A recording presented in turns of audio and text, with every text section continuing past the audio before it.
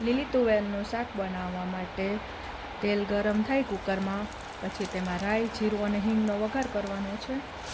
પછી તેમાં ડુંગળી સુધારેલી નાખી અને થોડીવાર હલાવવાનું છે. પછી તેમાં આદું, મરચાં અને લસણ નાખવાના છે.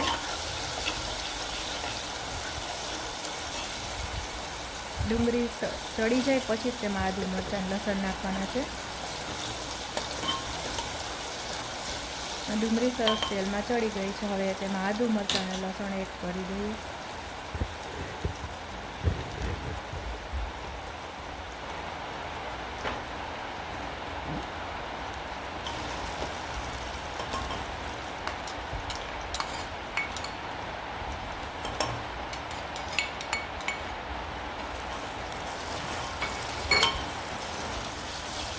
આદું, મરચાં તેલમાં ચડી જાય પછી તેમાં એક ટમેટું છે જે મેં છીણી લીધું છે એને એડ કરવાનું છે.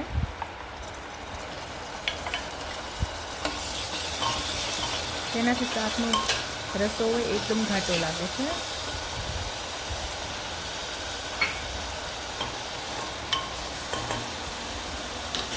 પછી તેમાં સૂકા મસાલા એડ કરવાના છે.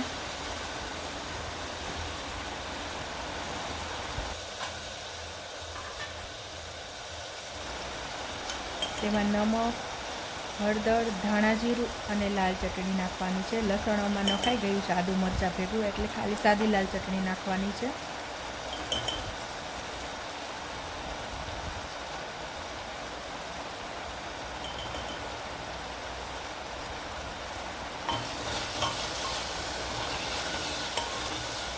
મસાલા તેલમાં ચડી જાય પછી તેમાં તુવેર એડ કરવાની છે.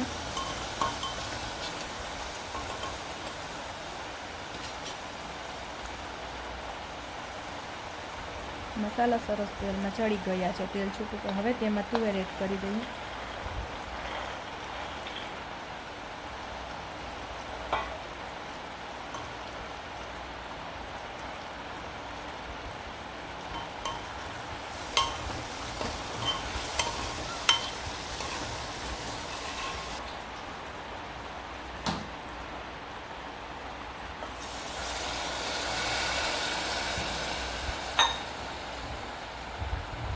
હવે સરસ મિક્સ થઈ ગયું છે.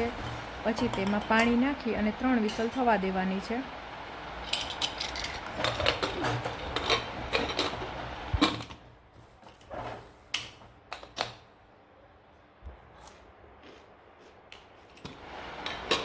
શાક સરસ ચડી ગયું છે.